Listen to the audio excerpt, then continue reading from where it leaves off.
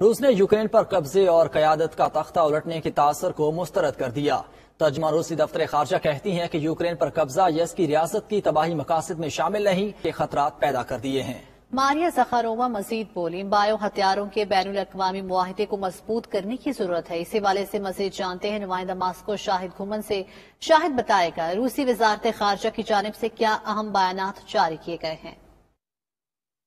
جی بالکل، روسی وزارت خارجہ کی ترجمان ماریا زخارووا نے اپنی ہفتہ وار پریس بریفنگ میں کہا کہ روس کا مقصد یوکرین میں موجودہ قیادت کا تختہ الٹنا نہیں ہے۔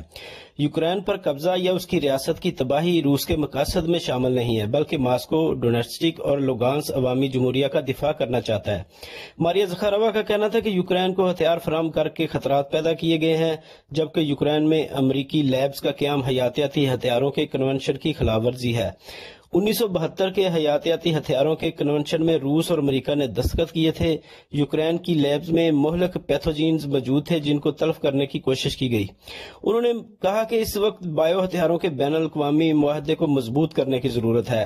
روس حیاتیاتی ہتھیاروں کے پروٹوکول پر دوبارہ کام شروع کرنے کے لیے تیار ہے، کیونکہ امریکہ نے 2001 میں عراق پر حملہ کے بعد پروٹوکول پر کام روک دیا تھا۔ ماریا زخارووا کا مزید کہنا تھا کہ یوکرین میں روس کے خصوصی فوجی آپریشن کے ساتھ ساتھ ہم یوکرین کے ساتھ بات چیت بھی کر رہے ہیں۔ 7 مارچ کو بیلاروس میں بات چیت کا تیسرا راؤنڈ ختم ہوا ہے۔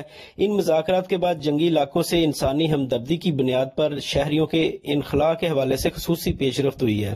انہوں نے کہا کہ یوکرین کے ساتھ سیاسی، عسکری اور انسانی مسائل پر بات چیت جاری رہے گی۔